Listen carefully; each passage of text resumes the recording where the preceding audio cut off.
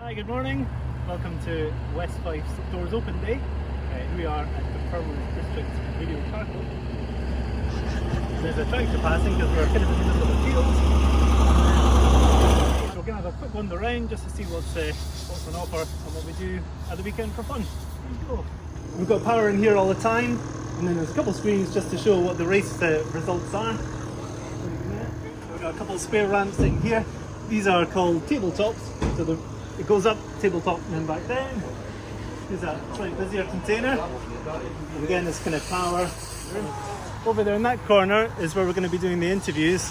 And the BRCA, that's the governing body, they had said that we can do it without the masks over there, which might be quite handy so they can hear what we're saying. So we've got various screens in here. We've got two laptops that will be doing the timing for today. We'll both be working together. We've got our web server, so we'll be able to do updates on the website, and we've got the driver net screen in the corner as well. We're going today with Mark, and he's from RC Scale Scotland. So we've got 4 models on the table. We've got 3 from Traxxas, and you've got the one at the end there, the white Jeep, is an Axial, and that's quite new on the market. That's called an SCX 10.3.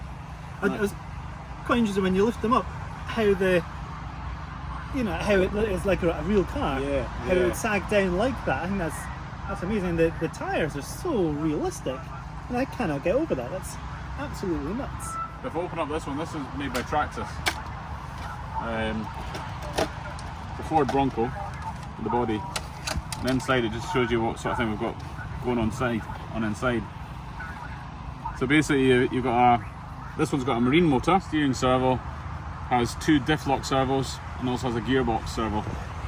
And the diff lock servo, how does that work? Do you control it from the controller? It's controlled from the controller, so you can either have the front diff locked, the front diff and the rear diff locked, or none at all locked. I mean, these actually look like bead locks. Are they actually? Bead locks. They are actually bead locks. Yeah. Unbelievable.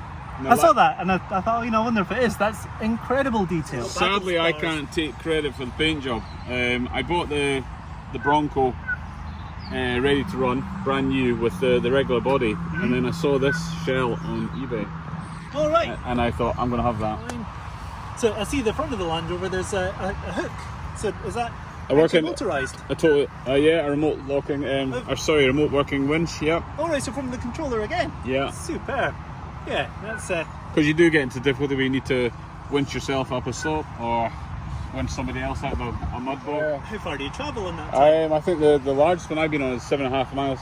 Scale miles or? No, real miles. Real miles? So that's 75 scale miles. That's incredible. And I can imagine the servos are much stronger than the servos of meters. Yeah, that's a 45 kilo servo in the front of the Land Rover. Oh right, you could tug a boat with that. Yeah. It's absolutely... I didn't even know it went that high. Even the lumpy stuff, it's just no stopping these. Is there a for sale section of RC Scale Scotland? Sister page. There's 2 sister pages actually. There's RC Scale Scotland for sale and exchange, and there's also 110 RC Command Corps, which is all sort of military service themed vehicles. Yeah. Good enough. You can organise the GT regionals, and your club is the Lothian Radio Control Car Club. That's right. So you can find that on Facebook. You can find that on Facebook, and we're also on the website as well. So it's LothianRCCC.co.uk. And what night of the week do you race? So we race on a Friday, so it's normally every second week on a Friday. So predominantly we race this car. This is a GT12 car.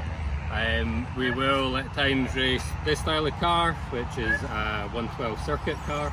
And where do the GT regionals go around? So there'll be other clubs involved, I can imagine. There is, aye. So the mainstay of it has been with ourselves at Lothian, and also at the Dundee Club. But we have also held rounds at the Grampian Club up in Aberdeen.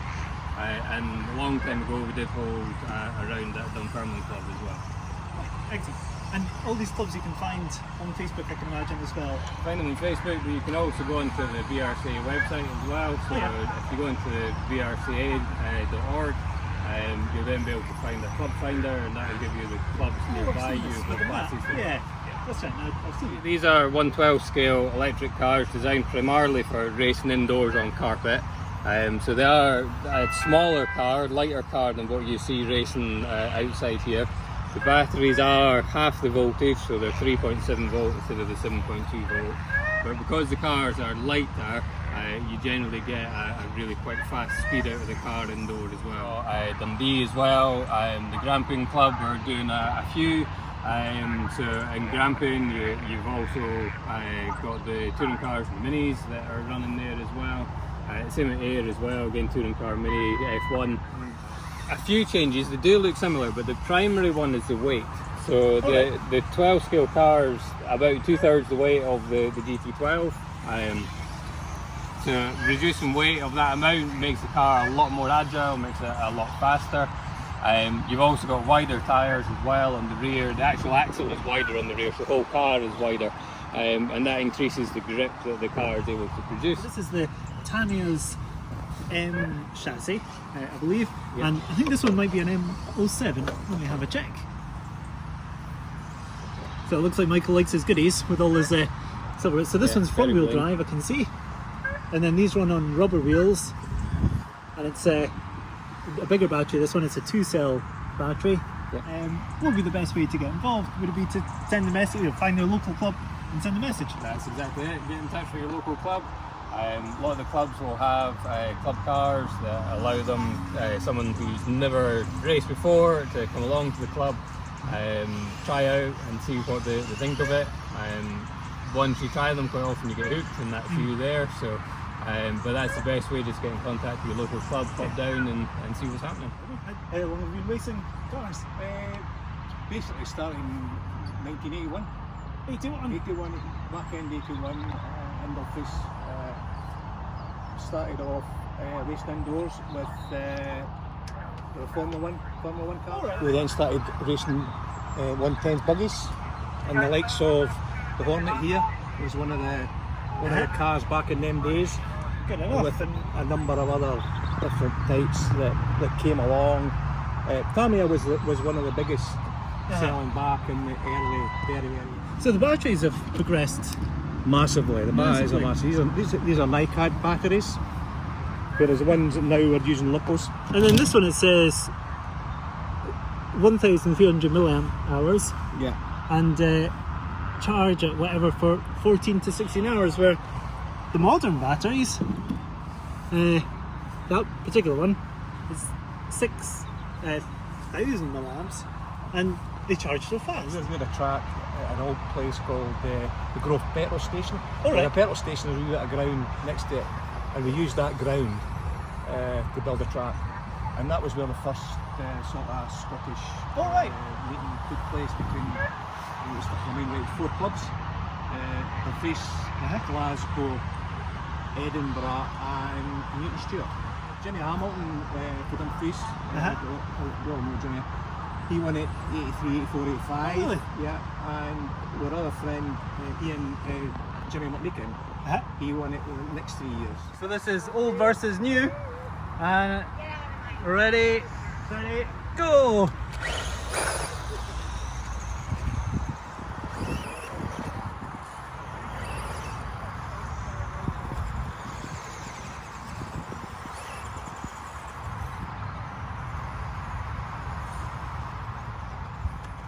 We're joined today from Dave Haddle. He's been racing a long time with this club also, and what he's showing us today is the adjustments that can be made to these buggies. These are collar adjusters. If you turn these adjusters here, that's what will adjust the right height of the car, and the car will go up or down depending on where you adjust them. You want the car lower on a high grip, low bumpy surface, and on a low grip, bumpy surface you want the car a bit further up in the air. Right. Probably about 23, 24 mil. Ideally, you should buy your car, build it to kit, and try it. Yeah. And then once you can make that car go round without too many mistakes. But these turnbuckles here, they adjust the camber, and what camber does is it allows the wheel to either go in, that's called negative camber, or out, positive camber. To be fair, at this track and most Scottish tracks, I've never had to adjust a spur gear. But the pinion, just depending on the length of straight, you can But nowadays, most of it's adjusted by the speed controller, the amount of turbo or boost you want to give it. Yes. So once you've got this where you're happy with, you tend to leave it. Off-road predominantly runs the Schumacher tyres and the ballistics. Now, the Schumacher yellows are for the dry weather predominantly, and then you, as per my car, you can cut off spikes to lose grip, or if you want to keep grip, just leave the spikes on. We use green ballistics for the wet or damp, and blue ballistics for the wet. And then again the same on the front axle. We're joined today with Matt Ballistic Harrison. How are you doing, folks? Nice to meet you. And we're going to talk about the costs involved in this sport and the kind of long term as well as the initial cost of getting it. So I've actually brought along my own two-wheel drive car, and this is a bit of a history with this club, and you can see it's maybe a bit worn and tired now, but originally it was the cameraman's dad, so he had this first and then he sold it after a year or two to Ballistic.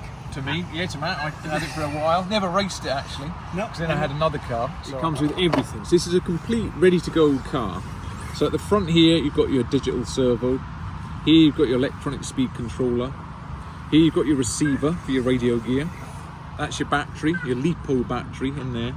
And then at the back here, you've got your motor. So this whole car with radio gear, everything included, that's £400. And that's with a transponder as well, I believe. But the transponder is actually quite a fair cost. Yeah, they're 60, 70 quid. Yeah, that's right. I find it a bit expensive really, is the transponder cost. But apparently the second-hand value of these doesn't go down much. They hold, that's right. So if it's not for you, you can't actually sell them. So you can get a car to get started. Again, it just depends on your budget. You can get going for as little as about 250, maybe 300, 250 to 300 if you really want. If you get a slightly older car than this. This car is pretty much unused. It's in excellent condition. So this second hand is a wee bit more. It's 400 quid to get yourself up and running, and that will do you for a good while.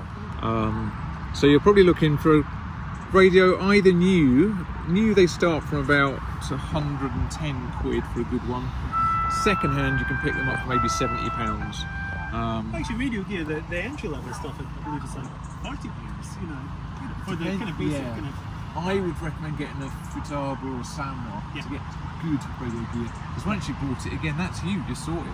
You know, I mean, you change your cars, you just keep the same radio gear typically. Yeah, that's right. You carry, and the two-wheel drive are slightly more popular as well. We get maybe slightly more two-wheel drive racers at Dunfermline here. Yeah. It might be different with different clubs. Yeah. And typically the two-wheel drive is cheaper, although not in this case because it comes with the radio gear. And there's also a roller here. People sell them generally as a roller. It means without any electric. So in here you can see it's just the car kit itself. It will need a servo. We sell servos for £40. It will need a transponder. They cost about 55. It will need a battery. 65. They cost 40. It will need a motor. That will be 55. And it will need need your radio gear as well. But again, this is a Kyosho, so this is a high-end model racing car, four-wheel drive, which the club It's 300. But it could be, selling for £300. So, but it could easily be that you're upgrading to this. Yeah. So you've already got all these things, and then you fancy a new car. yeah, and these cars will last you several years of racing. And then in terms of maintenance and so forth, well, I spend about 50 quid a year on my cars, I'd say, just in terms of getting new tyres. You maybe break a suspension arm occasionally, but to be honest, with outdoor racing on the turf, the cars are incredibly well built. The turf actually absorbs a bit of the impact if you do crash. If you do, To race, you need a DDRCC license, and that's £20 a year. annual club fee of £10. Here at this club, if you want a table at the indoor cars, you've got this container, so you get your table and a charge point. So that's 20 quid a year, and that goes towards fuel for the generators, fertiliser for the track, equipment for the track, and so forth. And then there's a race fee of £5. We're joined with Kai and Paul, who've come all the way from Stonehaven to race today. Thanks much for coming down. What other places can people race their buggies? There's Falkirk as well. Dumfries. Dumfries. and there's a new one in Glasgow, Glasgow RC, and all these you can find on Facebook. There's one up in Inverness.